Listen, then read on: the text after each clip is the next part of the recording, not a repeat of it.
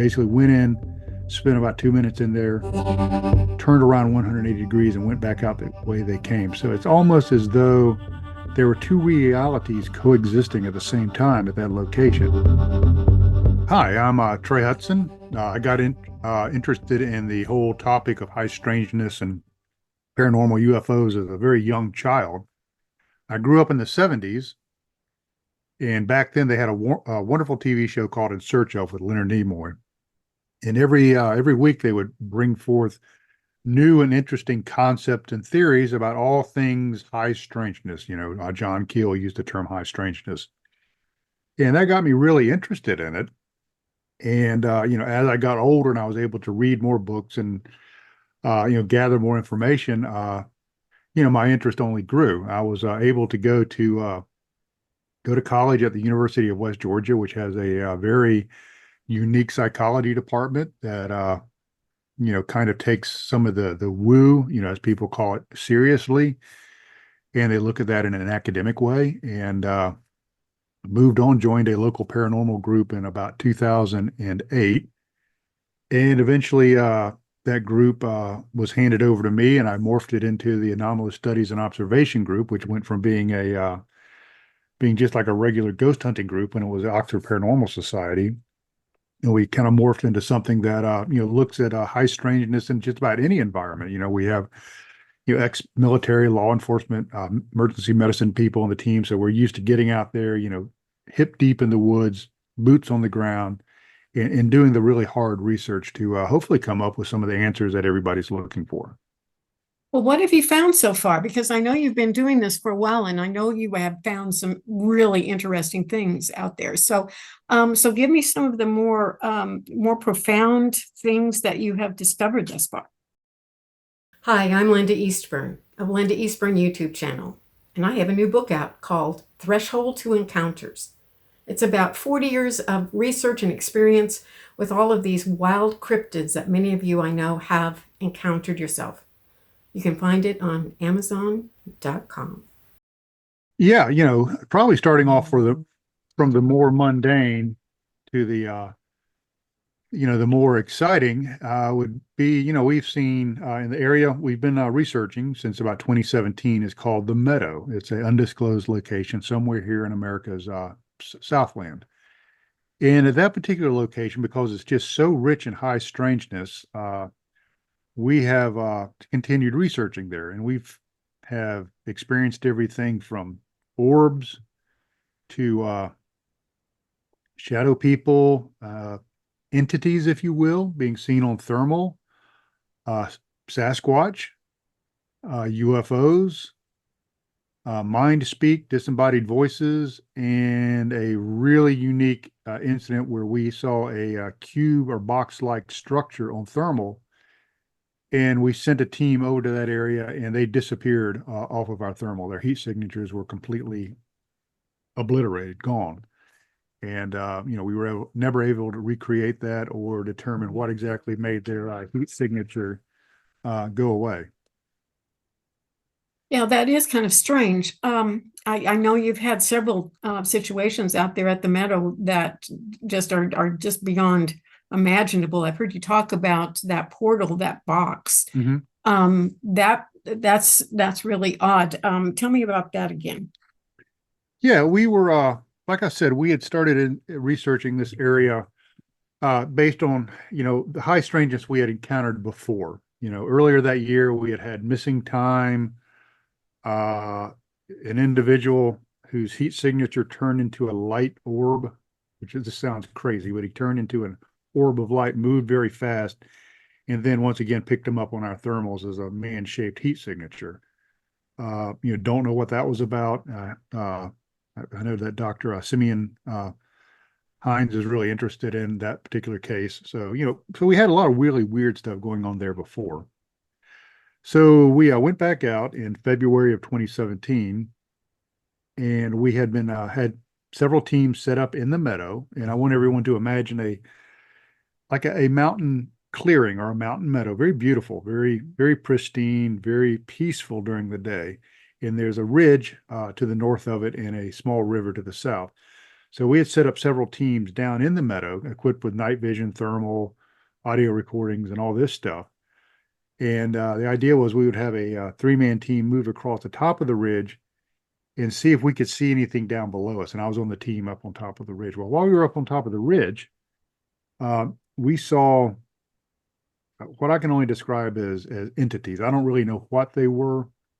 They were man-sized heat signatures, probably about 6 foot tall, 18 inches wide. And it was originally one heat signature that got big, small, big, small, big, and then split into two. And we always stay in radio contact with all our teams, and nobody's allowed to move off station unless they're given permission. That way, we don't have people wandering into other people's research zone and contaminating it. And no teams were off station, so we knew that that was not a team that we located through our thermals. So we dropped off the ridge down into the west side of the meadow and started working our way back east. And about that time, one of my associates said, "Hey, we're picking up these boxes or cubes on thermal, and they're popping up in one location in the meadow, then they dissipate, and then pop up in another one and dissipate. And you need to come over and see this." So we slowly made our way back over to where this team was located, which was kind of more on the west end of the meadow, and I'm sorry, on the east end of the meadow. And the what happened was, as we were moving over there, another one had appeared not too far from them, probably 50, 60, 70 meters in front of them. Another cube formed. And before we could get to them, this thing started dissipating. So there really wasn't a lot of remnants of the heat signature by the time we got there. We decided we were going to dispatch a team into the area where this thing was. And as the team, was moving towards it, they were vectored in by the thermal operator. And when they got to the leading edge of where this thing had been, their heat signatures completely disappeared. I mean, completely disappeared. Now, it's important to remember, this is in February. There are no leaves on the trees. This isn't an area of extreme old growth. So there isn't a single tree that could obliterate the heat signatures of several people. There wasn't heavy vegetation. They were behind. And we try to recreate it at that same time of year during the day. That's when the ambient temperature of the environment is closer to the ambient temperature or the temperature of a human body. So it would be easier to obscure their heat signature during the day. And we haven't been able to do that while we've been trying to recreate it. So it was truly one of those anomalous things. And they reported that they experienced a different environment when they were in the shadow of this thing and the remnants of this thing. They said that it was colder. They said that it was very dark, very quiet. You couldn't see the stars. And they said when they went in, they didn't run into any brambles or bushes or anything. But when they came out, they started getting tangled up and stuff. And they basically went in, spent about 2 minutes in there, turned around 180 degrees and went back out the way they came. So it's almost as though there were two realities coexisting at the same time at that location, a reality which they didn't have the brambles, it was a colder temperature and it was very dark, and the regular reality that, was their surroundings, where the rest of us were. So, it's one of those really strange things. And if I had to put a label on it, I would say it was a portal. It was a doorway or a gateway or a entrance into a altered state of reality. So since then, we've only seen the boxes one more time, and it was during the day through full spectrum camera, and we were not able to get a full team together to investigate that. So that's that might be a one-off thing, but that's probably the most amazing thing we've ever encountered out there. Well, tell me, since you saw several of them, how did they appear on the camera? What, did they have color to them? Did they have any kind of brightness about them? Were they just a dull fog? How did they look?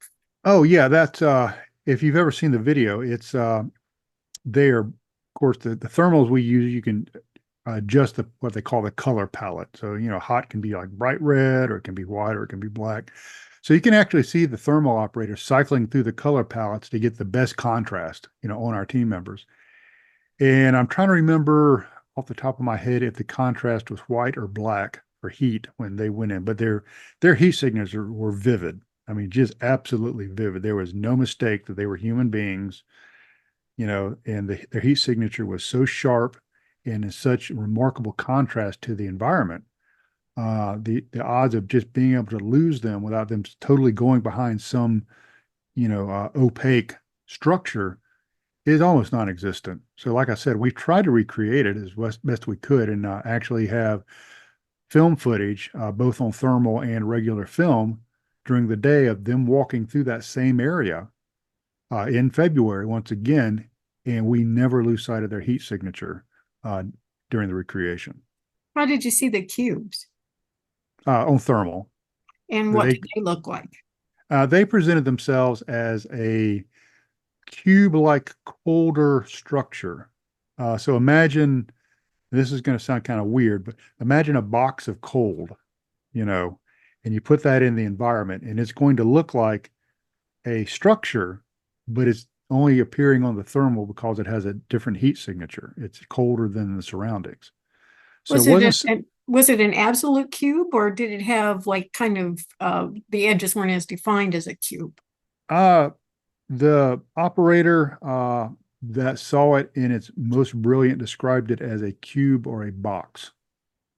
And he drew a sketch of it not long after. So what he drew was, like a box, a six-sided box, if you will, which is interesting because if you go back and you start looking in UFO lore and a high strangeness lore, boxes and cubes are a very, very common motif. You go all the way back into the Middle Ages, and the alchemist had a thing they called the prima materia, which was the prime material that all matter was made out of. And it was often represented in wood carvings as a black box or cube, sometimes flying. You go to the famous Carl Higdon case in Oxbow, Wyoming, National Forest in Wyoming, and the craft he encountered was a box or a cube. You go and look at the Skinwalker Ranch reports done by the National Institute for Discovery Science. They report seeing a flying box or cube. In Brazil, there was a state of incidents where, once again, flying boxes or cubes that they call chupa chupas would shoot beams and actually injure people. And all the way up until also the fabled Rocky Mountain Ranch area in Colorado, that Katie Page talks about and was investigated by Dr. Leo Sprinkle with the Aerial Phenomena Research Organization. They encountered boxes or cubes. So there's something about these boxes and cubes. It's a very common shape, and I just thought it was really compelling that that was how this thing presented itself as a box or a cube. Yeah, it was interesting. I interviewed Katie Page, and when she described that, she turned around, she saw the box, and there was a buzzing sound. Mhm. Did you have any kind of a sound with this one?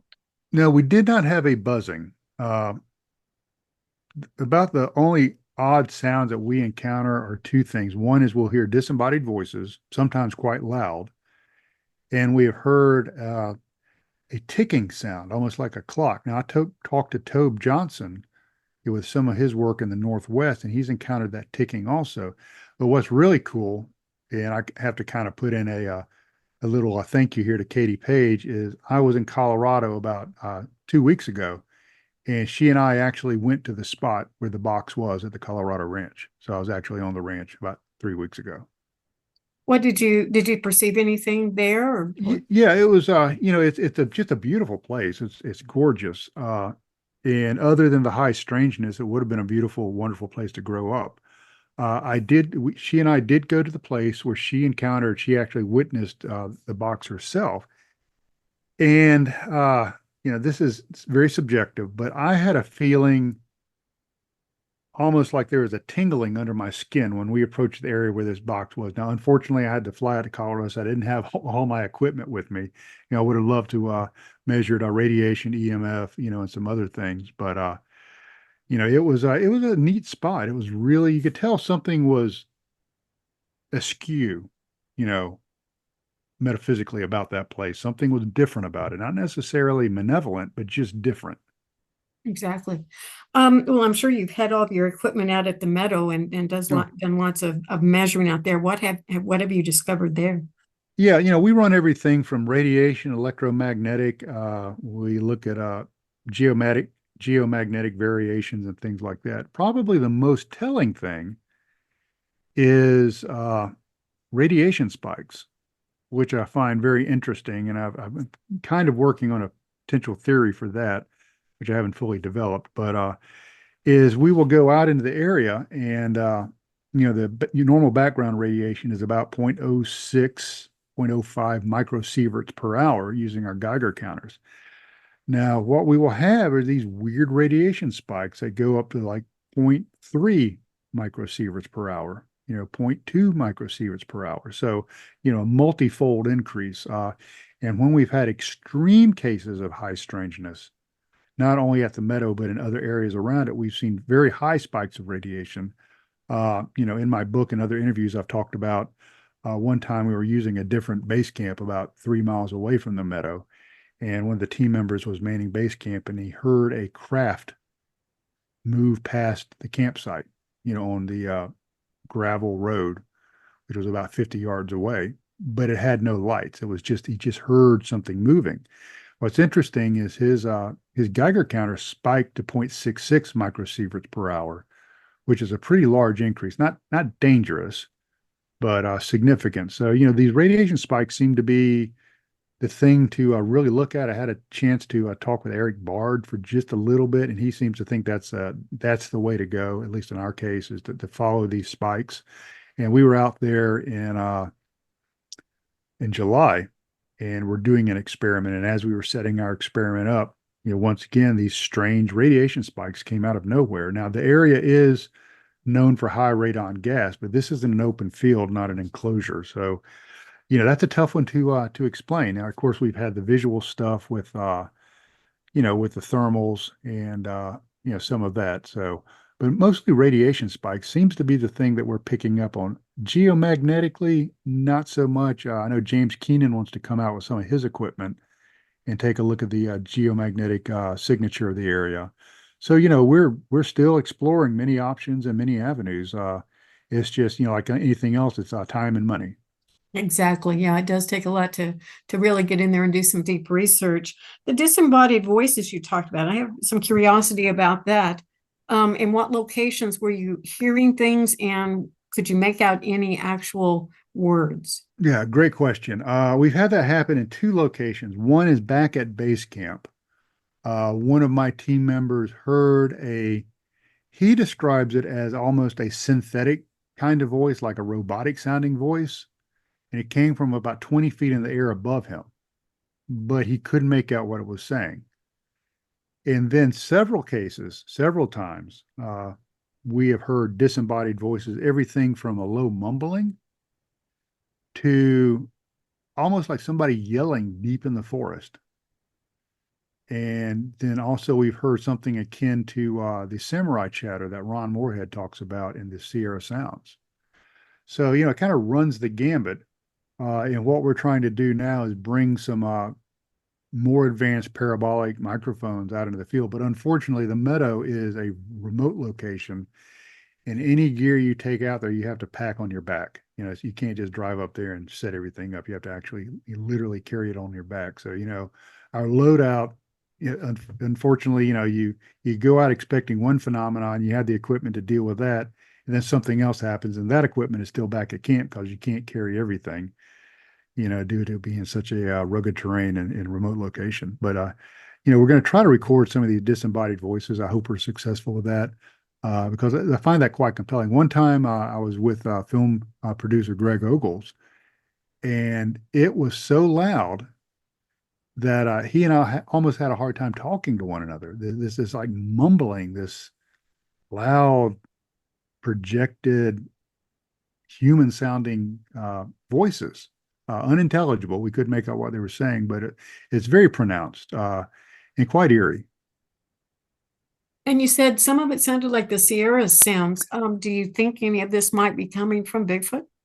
Yeah, I think the more I look into this stuff, I find all of the different genres of high strangeness, be it cryptids, UFOs, ghosts, other stuff. I think it's all connected somehow. I think it's all interrelated. And you have these places where you just have a really tight geo concentration of high strangeness, and you're going to run the gambit of all the genres. So, it sounded like, and I know you've heard the Sierra sound. It sounded like the Sierra sound, but at a very lower volume. But it was that kind of, kind of talking like that. And Kristen Payton was with me when we heard that. So, unfortunately, we didn't have the equipment there to get the recording, but we're going to try to remedy that in the future. So have there been has there been a sighting there of Bigfoot Oh, actually? oh yeah, absolutely. There's Tell me about some of those. yeah, it's rich in folkloric, Bigfoot stuff. Because if you go back and you look at the old records, there's a thing where they talk about a wild man was sighted in the forest, and the sheriff's posse goes out and tries to find this wild man. Old newspaper accounts. Oftentimes they're describing Bigfoot, except they just don't have the term Sasquatch. They use wild man. So that's there. If you go to this area and look at the surrounds on BFRO's database, you're going to find a lot of sightings, a lot of sightings. We have had our own sightings of, the infamous tree peeper, looking around the tree at you in the middle of the night. We have had uh, sightings of what we thought were, creatures that showed up in photographs, and we only ran across it, upon review. And then we had a really neat photograph taken with thermal that shows a large hulking figure, big head, no neck, long arms, watching us from the tree line. But the weird thing is it is colder than the surroundings. So it doesn't put off heat like a mammal, it's colder. So that opens up a whole other, can of worms. Is Bigfoot, Gigantopithecus, or is Bigfoot a trans-dimensional creature that pops in and out of our existence, which explains some of the, track lines disappearing, and, people saying it disappeared before my eyes and things like that. So it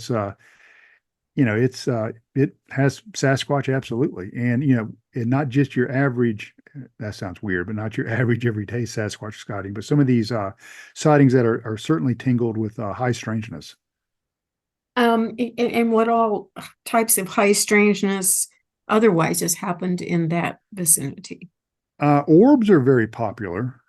We go out and see pretty much orbs all the time. And there's a evolving theories on what orbs actually are, as looking at it from the state of plasma physics. Uh, and orbs, now that people are starting to become a little more candid about it, a lot of Bigfoot researchers are admitting, yes, I've seen orbs, while out Sasquatching. They seem to be prevalent in the areas where we're looking. So we've had that. Uh, we've had missing time. Like I said, I had a moment of extreme disorientation. I mean, extreme disorientation, which happened to coincide with a radiation spike on our Geiger counter. I was, Kristen and I had gone to take some baseline readings at the meadow using EMF, Geiger counter, take good GPS coordinates, just kind of do good baseline studies. And we wanted to cross the small river there adjacent to the meadow. So we crossed the small river, and I, took my boots off, rolled my trousers up, went across, came out on the other side, and there was another large field. And I got really excited about it because I figured, hey, we can run concurrent investigations in these two big fields on either side of this small river or large creek. And I was yelling, through the vegetation at Kristen, because she was crossing at a little bit different location, that I found this big field and how cool it was. I was really excited.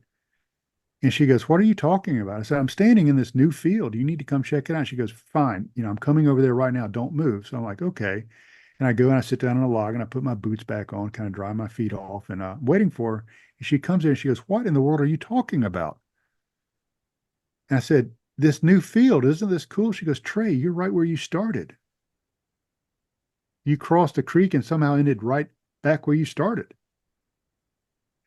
And this is going to sound weird, so just bear with me. Is it as soon as she anchored me back to reality, it's almost like the environment changed. Within about 2 minutes, it looked like the regular meadow, which I'd probably been to 50 times. And, I am a Eagle Scout. earned the 50-miler award 3 times. I've hunted big game in North America and in Africa. I backpack. I'm a pretty competent woodsman. And for me to not be able to recognize a site that I've been to, 50 or some odd times, it's just, it's really, really strange. And she radioed that back to base camp, and our paramedic got concerned and said, okay, yeah, you need to get him back to camp immediately. And I said, guys, I'm just going to take command right here.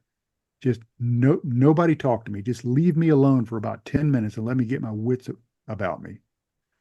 And after 10 minutes of, hydrating and kind of getting reoriented, made it back to base camp. What's interesting is, we have pretty strict protocols about not going out by ourselves. We always have a teammate. We always have radio comms back with base camp. We always have a GPS and map or compass, so we have ways to mitigate, getting disoriented. And if I hadn't had those protocols in place and that equipment in place and a team member with me, would I have ended up as one of the chapters in one of David Paulides' books? Thankfully, we don't know because, we did have those protocols and team members, with me. So I was able to make it back safely. So do you, now, did I understand right that you came up on the river and did you cross the river the first time around? I thought I did. I thought that I had crossed the river and ended up on the other side, but I crossed it and ended up back where I started, but didn't realize that. So somehow I went out and got facing 180 degrees back to where I entered, and I came back into the meadow, literally right where I started. But It no looked, no memory of crossing the river again. yeah, no, no, no. And it just, everything looked different. Yeah, it's hard to articulate, but it's like it was like a different place almost. Very strange, very odd. Was it the shape that looked different, or was it the coloring, or? It was the same coloring. The terrain was similar. The tree line, if I recall, was different. And there were some particular landmarks there at the meadow that I don't remember being present when I thought it was a different field. But then once, Kristen kind of told me, "Hey, you're back where you started," it's like everything shifted back into place. It's like I said, it's hard to articulate. It's like everything kind of went back to the way it was. Well, I've heard of one situation where a man saw a Bigfoot and everything just turned kind of like a black and white around him. I mean, Yeah. his vision just turned black and white. And another situation I heard of where a woman was walking through her yard, and it was almost like she walked through a wall, and suddenly she sees this craft and a bunch of aliens on the ground, but she's standing there looking at this, and then suddenly it's like it turns off and she's back in reality that's not Mhm. there, and it's almost like this illusion of two different places Mhm. because your senses are picking up on one thing and then suddenly they're not. Yeah, it's I think that's possible in different places, and this is just a theory and a hypothesis. I have no way to prove this. Is if you look at physics, especially down at the quantum level, a good example of this is something called the dual slit experiment, and that's where you will take you'll have a plate with two vertical slits, and you will have a gun that fires out single protons of light. And you would think that as you're firing these single protons out at this plate, that you would have two things. Either the protons would be in a vertical line, behind each plate, as various ones haphazardly pass through, or if it was a wave, you would have like a wave interference pattern on the other side. But what's really weird is light exists as both things, a particle and a wave. So it's like, okay, so down at that level, you have a reality of two separate things that exist at the same time. Kind of goes back into like what they call spooky action at distance, where you can have uh, two particles, quantum particles, and one will do what the other one is doing, separated by a distance, and somehow they're connected, but they're connected by no way that we know. So what if you had quantum effects existing on a macro scale? what if there are certain places in the earth where these macro effects can exist, where you can have two realities existing at the same time? Like when I mentioned the individual that turned into the ball of light and moved 100 yards. From his perspective, he just was walking through the field. Nothing was different or strange about what he encountered or experienced. But the observers saw him turn into a ball of light and move 100 yards and turn back into a person. They saw this on their thermal and with their naked eye. So you had two realities existing at the same time. And depending on if you were the observer or the affected, your perception of that reality was different. So, is it possible that there are places where these macro effects, similar to quantum effects, are being seen on a larger scale? And an example of that is there was an experiment done out at Mesa Verde in Colorado where a laser was run across the top of two kivas there at Mesa Verde. And the laser was a particular light frequency. So as you turn the laser around at 180 degrees over a short distance, it should be the same frequency when it comes back and hits your detection equipment at your location. But a discernible red or blue shift was observed, meaning that time ran a little bit different on one side of these kivas to the other. So there are places where time and reality are not quite what it seems, which I find that kind of exciting that, the world isn't just a boring place and we know all the answers. Absolutely. So this might explain a lot of the paranormal activity, even, telepathy or the mind speak you were talking about. So what else has happened there that you would consider to be paranormal? Or I know you travel as well and go Mhm. to other places and check things out. So there or anywhere else that you have discovered in your search. I started off as kind of a ghost guy, a paranormal researcher. So, my ghost stories and recordings and all of that are I have lots of them, lots of them. Something we have done, which is a kind of an interesting twist, is we try to bring some of the best tools out of the paranormal toolbox and we apply them to locations like the meadow. For example, there's a technique called the Estes protocol, where I'm sure you've probably seen ghost boxes used on TV shows. Mhm. Okay, so what you do is you take a ghost box and you set it to frequency scan. You put earbuds in the person who you deem as the receiver, put it in his or her ears, put a set of shooting muffs over their ears so they can't hear anything except what's coming through that ghost box. And then you blindfold them. So they have no visual or audible cues on what questions are being asked. And then you have a person called an interrogator or questioner that will ask the questions, do you want to speak to us? Are you here? Et cetera, et cetera. And they kind of follow how this conversation goes. We've had some pretty remarkable exchanges using that, really remarkable. And so the transcript of those are in my book. So, we use that. Something we've been experimenting with here lately is there's a device called a Corin helmet or a God helmet, which was developed by Dr. Robert Persinger and his assistant. I forget his first name, but his last name was Corin, Stanley Corin. And what they did is developed a helmet-like device that would electromagnetically stimulate either your hippocampus or your amygdala. And by exciting certain parts of the brain with electromagnetic fields, they can create an almost like religious experience. So what we've done is we've acquired one of these helmets and we've modified it for field use. So we can actually take the unit and actually go into a remote location and run it off of batteries.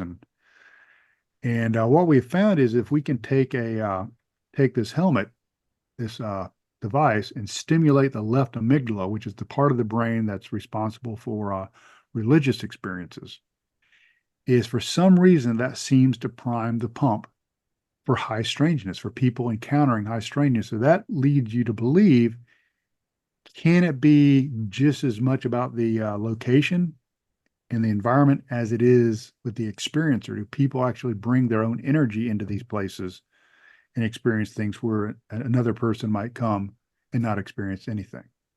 I've often thought that you can't take the experiencer out of the experience itself. I don't know that they're separated that far. But also I've noticed as well that when one person can see a ghost, they'll often have UFO encounters, and they may also see a Bigfoot. I mean, it all kind of seems to be intertwined together. It's almost like as if they cross this line where they can just perceive things, and it's all types of things. And they can also often be very psychic and do the mind speak and things like that as well. Now, that's not across the board with everyone, but certainly a lot of people seem to have a lot of these like experiences. Yeah, and something that kind of helps us is a lot of members of our team are trained remote viewers using the military coordinate remote viewing systematic approach to it. And I think that makes one, I don't know if it makes them more acute, but at least they're aware of other realities and how that can exist and present themselves. So, we've been doing that, and we've had some really remarkable experiences after using the God helmet. One was, and I'm not, it's kind of personal, not for me, but for the person that experienced it. So I'm not going to go into it. He or she didn't give me permission to share it, but it was very profound, and it really shook this individual up. And I remember telling this person before we went through the God helmet session is, be prepared, because this sometimes opens up people's perception or intuition. And you might have an experience after this. It might not happen while you're undergoing the session, but it might happen afterwards. And this person did have a remarkable, amazing experience, and it really, it was profound. So, we try to bring as many of the tools, in the various toolboxes, and, throw them out there and see if they work. We've had some kind of weird left-handed success with Stephen Greer's CE5 protocol, but it didn't manifest in ways we were expecting. And that's what we found with this location is the phenomena is evolving. It's not what it was when we started researching. It's actually becoming more transpersonal and metaphysical. It's not that we don't see things in the forest, we still do, but it's almost touching people on a much deeper level now. And we were able to bring in a psychotherapist and hypnotherapist onto our team. And so before a lot of our outings is we'll do a guided meditation, if you will, or guided mindfulness, and I don't mean to sound all new agey, but, we try to focus on what we're doing. And what we found with those sessions is, the therapist will say, think of a whiteboard and something is written or drawn on it, and just remember that. And then he'll bring us up out of the meditative state, go around the circle and say, okay, what presented itself? What did you see? And we'll have various team members seeing the same thing, the exact same thing. Or we'll have team members seeing something that is in reference to something that happened in the meadow before they joined the team that they knew nothing about. So, we're kind of starting to add that to our toolbox, in the more, metaphysical, and I don't want to say psychic because that's such a loaded word, but you know, the more human aspect of it, using our minds and our experiences in perhaps ways that aren't necessarily tied to the three-dimensional Euclidean universe that we're used to. Well, at this point in time in physics, they're talking about the brain and the mind being used kind of like a quantum Yes. level, at a quantum level, and that it does indeed, interact with the universe and physical things in ways that we may not understand on this larger scale basis. Yeah. So as you start working with a location or an idea, or even a being like Bigfoot or an alien or even ghost, there is a connection that is formed, a kind of interaction that starts and builds. And would you say something like that's what's happening out there? Yeah, I definitely think so. I'll give you a real concrete example as an allegory is, we see the visible spectrum of light, but we also know that there are cameras that can see in the infrared realm and the ultraviolet realm. They're called full spectrum cameras. Now, these frequencies of light that these cameras can detect are outside of our ability to see, but that doesn't mean they don't exist. If I tune a radio station to FM 100, That doesn't mean the stations to the right and left of it don't exist. That means all I can perceive at that moment is that one radio station.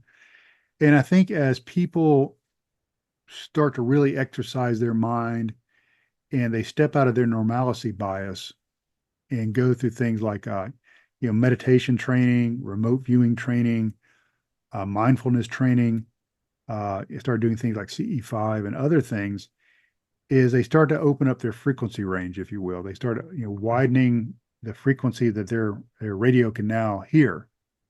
And so they start seeing things and experiencing things that were there all along, but for whatever reason, we weren't able to see them or detect them. Just because something isn't detectable doesn't mean it's not real. And I saw on a TV show there was a billboard, and it said, "America has told us the only things that are worth knowing are the things that are knowable." And then under that, it says America is wrong. So just because something is unknowable doesn't mean it's not worth knowing. And that's, as we kind of expand our understanding, and as you said, like science is starting to catch up on that. I've known that the brain, through my training as a remote viewer, is a multidimensional organ. It's not a three-dimensional organ. Parts of your brain and mind and self, dare I say, exist in other dimensions, fourth, fifth dimensions. And then you can get on with the whole survival theory of, what happens after you die. Is that another dimension? And that's a whole other rabbit hole to go down. But I know, if I can perceive something on the other side of the world or in another country as a remote viewer, like in a missing persons case, and then it comes back that you just described where the body was found, that's profound. So, we'd be kind of foolish to think that, that these capabilities don't exist and we're not able to utilize these for our own research. And that's why I think it's so important for people that get into this to be really, really, really open-minded. And, whatever technique seems to work, hey, run with it, see what happens. And where your interest falls, it's kind of like time and space is not as concrete No, as we have been led to believe, that there's a lot of fluidness there, um, and we just don't give that a lot of credibility sometimes, but it's certainly a part of our life experiences. I think even missing time, as you were talking about, I think a lot of people have missing time that they never quite measure. They don't quite get there. They have like vagueness of missing time, but they're not going to actually log that into their mental state because they don't want to deal with that right. possibility. It's scary. It's scary to admit that you're not in control of things and there are things going on around you that can influence your life that you're not even aware of.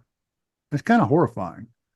I remember, back in the 80s, I graduated high school in 83. So, I was a young child, back in the 70s and older in high school, during the first part of the 80s. But I remember the existential dread of the Cold War, especially in the early 80s. It was pretty touch and go there.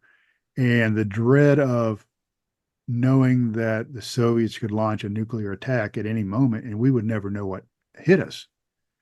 So it's that dread of the unknowing, that just gnawing existential, feeling of helplessness. And I think when people sometimes encounter the uncanny or the highly strange, is they have that sense of loss of control. There's something out there that I can't detect, I can't control, and it could affect me at any time. And there's not a damn thing I can do about it. I think that's kind of horrifying. So what do people do when they encounter something that's existentially hard to deal with? Is they pretend like it doesn't exist. And that's what I think happens a lot of time, when people, when they're presented with facts and data on these mysterious, unusual phenomena, they're like, oh, it doesn't exist. You people are crazy. You're making this up. And I want to go back to watching Jeopardy. Exactly. They pretend like it doesn't exist in order to cope. That's like a coping mechanism almost. Yes. You've Yeah. probably heard of the hitchhiker effect. Oh, yes. Tell Definitely. me about Definitely. that. Yeah. The hitchhiker effect. This is once again going to get kind of weird. We've had it. And we've had it happen with us. We've had one team member. They were there the night of the Boxer Cube, and when they got home, they were recording their child on an elliptical machine, playing on it like a little toddler, just kind of goofing around on it. And as they were filming their child through their cell phone camera, in the video display on the camera, they saw an orb floating around. And what got weird is the child is pointing up at the ceiling and going, ball, ball. But you take the camera down and you could see nothing with the naked eye. So an orb that was only visible through the camera, and once again, cameras can sometimes pick up things we can't perceive, manifested itself in this team member's home. We had another team member who, after the portal or box issue, started having dreams about things coming into their room, classical abduction type things. And we're working on hypnotic regression with that individual now. I've had things that I've set down on my desk and I know exactly where they are. In this one case, it was a flashlight. I went upstairs and I came down and the flashlight is gone. Looked all over for it, thought I'd knocked it off the table, went to bed, got up the next morning, and it's right where it was originally. So things are moving. I've had out at the meadow, will sound kind of basic, but when you think about it, it's kind of interesting, is I have a cook box and I had a can of cooking spray, nonstick cooking spray. And I was going to use it one morning when I was making my breakfast and cooking my eggs, and I couldn't find it. I looked all over the cook box, tore it up, couldn't find it. The next day, the cooking spray is sitting right there on top where it was supposed to be. And then another thing that's a little unnerving is something that Kellerson and Knapp talk about in their book, Skinwalkers of the Pentagon, is the large canines. People have called them dogmen, that people have experienced at these areas of high strangeness. The Skinwalker Ranch has had them. Marley Woods has had them. So it's pretty common. And in the book, Keller talks about seeing this thing outside of his house in Virginia after he had, done the work with the National Institute of Discovery Science out of Skinwalker Ranch. Well, a few months ago, as I was walking in my backyard, right up at the wood line behind my house, about 50 meters from my back door, is I found a 6-inch canine track. Now, that's a heck of a big canine. In this part of the country, we don't have wolves. So there seems to be something following people home. We had a documentary film crew come out one time, and they had experiences there that were so unnerving they refused to come back, or several members refused to come back. And one of the things that happened is the cinematographer, all he says is he brought something back, and he had paranormal occurrences and poltergeist-like activity at his home. So, it's real. That's one of the things I tell people. If you're going to get into this business, don't just think you can have your cell phone camera and a voice recorder and go out there and now you're a high strangeness researcher, because it gets weird. It gets extremely weird. And you really have to be prepared for what you might entangle yourself with, not only with things like the hitchhiker effect, but health effects are a very real thing. So, yeah, we've definitely encountered hitchhiker effects, and I imagine we probably will still continue to.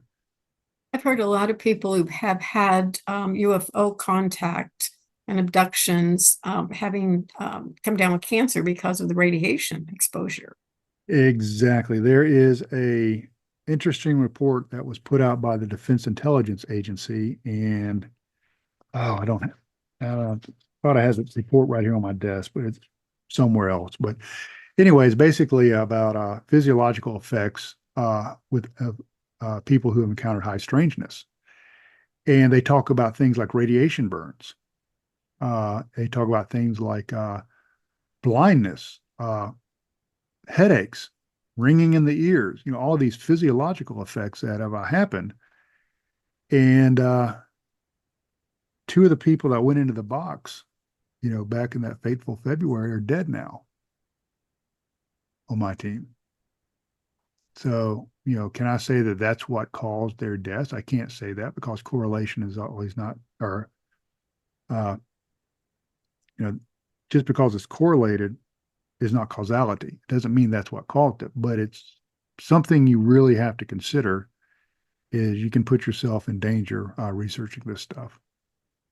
A lot of the experience you've had out there at the meadow, I know Marley Woods has had some very similar things happen out there, including some ill physical effects of people. Mhm. They had to stop filming as well because things just got a little dangerous, but they've just had so many unusual things happen there. Have you been out to Marley Woods? I have not, of course, when Ted passed away, Tom Fierro kind of now has, the font of knowledge. And I have not been able to go out to Marley Woods yet. I was able to determine where it is. I'm not going to tell people. But that's on my bucket list. If I ever get an invite out to Marley Woods, I'd like to go. I hope to get out to Bradshaw Ranch. Haven't made it out there yet. So, but I'm slowly ticking off some of these spots, as I wander around the U.S. About how many of these places of high strangeness that is consistent do you think is across the country? That's a great question. I don't know. Uh, what I will say this is I think there are more than we realize, not only here, but around the world. And I think what researchers need to do is start looking at like accounts of UFO reports and then go into some of the databases and look at Bigfoot sightings and then go and scour some of the reports and folklore of ghost sightings and map them out. You can be something as high tech as doing it on your computer or something as low tech as having a map on the wall with push pins. But what you're going to do is start seeing concentrations of Bigfoot UFO or cryptid UFO and ghost sightings, paranormal sightings in these concentrations. And I think that that's where these areas are where reality becomes rather thin, if you know what I mean. And I think they're all over the place. This one was discovered basically through research, you know, uh, just digging down into the different reports, databases, and folklore. And I discovered this region that was highly strange. And then we were able to narrow it down. So the cool thing is to your listeners, there might be one within 10 miles of them right now, and nobody knows about it. Uh, so, it's one of those things that, once you step out your front door, you never know what the world holds in store for you. Exactly, that is so true. When we filmed Byways of Bigfoot, we were along the Niagara River. We were aware that there had been reports of Bigfoot along the Niagara, and then of course we had one area that a gentleman had heard vocals there, but that's all we really had to go on. Since then, I've had numerous reports of UFOs, strange lights, orbs all around, actual sightings of Bigfoot even since then, UFO craft, all kinds of things in that vicinity. So it was kind of strange that we ended up there filming, and then all of these other reports Right. sort of came in after the fact. Right. Yeah, we had kind of a cool experience. I kind of feel bad about this. Is I always like to bring guest researchers into the meadow because I think the fresh perspective and experiences are really important. Because of course, I've got a bias towards the site, but I like to have new people come in and experience it. So the night of the box of the cube, we had two individuals there from a Bigfoot research organization in North Carolina, down as guest researchers. And one individual, he's an electrical engineer, very highly educated person. Uh, when we came out of the wood after experiencing the box of the cube, his mouth was ajar. And he goes, I don't know what just happened. He goes, I thought you brought us out here to look at Bigfoot. And he goes, but all I can say is my whole understanding of the world is different now. It's changed because of the other high strangeness that accompanied, this area known for Bigfoot sightings. So, I think if people are honest with themselves, there's probably more of these co-located phenomena going on than we hear about. So if you had not had the cameras, you probably wouldn't have picked up on those portals or that cube No, moving around. yeah, So you have to have some form of equipment to actually see them. yeah, and that's one thing that we try to be very careful with. Of course, yeah, we did have high-end thermals, and that's the beauty of being self-funded is, you drop $5,000 on a thermal, that's your budget for the rest, the next 2 years. But we were able to, really bring some quality thermals, into this situation. And what we found is you can collect all of the empirical data you want. You can collect, electromagnetic field readings. You can shoot all the video you want, your thermals, recordings, and that's really important. I think empirical data is very important. But just as important is the experience, the human being that's experiencing this. So we use things like the cognitive interview process. We do debriefings with the people that have experienced things because the person is just as important as the experience. They're equally as important. And what I tell people is if these things, these phenomena are going on and there's not a human being there to experience, then what's the point of even bothering? Why does it even matter? It has to be focused also on from an experiential point of view as well as the empirical. So we try to keep a foot in both camps, and that's been very successful for us. But I always will say at the end of the day, the best piece of paranormal or high strangeness detection equipment is a human being. Human being can detect things that no piece of equipment can. And you just use the piece of equipment to verify it. That's very good. So what else do we need to know before we wrap up this this interview? First of all, you have a book. Tell Yes. us about that. How do people get in touch with you, buy the book, know more about what you have to offer? Sure. The book is, if you go to my webpage, treyhudsonresearch.com, that tells a little bit about me and some of my background. There's a link there to go to the book, or you can go to Amazon and just type in Trey Hudson Meadow Project and it'll come up. I'm currently working on my second book. I'm about completed the 9th chapter. So that's going along rather well. And there's a documentary coming out in January that's not about the Meadow Project, but about 1/3 of it is a film crew that visits us in their search for high strangeness. That comes out in January. It's going to be called Cryptid Encounters, Land Between the Lakes. Should be on Tubi, not too soon after January. And I've got some other projects in the works that I can't talk about right now, but it's in a very exciting and busy time. So you can also find me on Facebook at Trey Hudson-author. If you shoot me a question, my email is Trey Hudson Research Trey Hudson Research at gmail.com. So you can shoot me a message there. So or you can just go behind the local liquor store and find me living in a cardboard box. Because you're buying all that expensive equipment. Right. Yeah. Can't afford rent. Well, thank you so much for joining me, Trey. I know it's been a while. We've tried to get you on here for a time, but I'm so glad we did. You are one of the most profound researchers I know, and I think you're very honest with what you're putting out there. You have some very strange things happening, and it can be confirmed by a whole group of researchers that I know are working with you as well. So I do appreciate it. Well, thank you, Linda. I'm sorry that it took so long, but I'm glad we finally got here. Yeah, exactly. We'll stay in touch. Thank you so much. Okay, thank you. Bye-bye.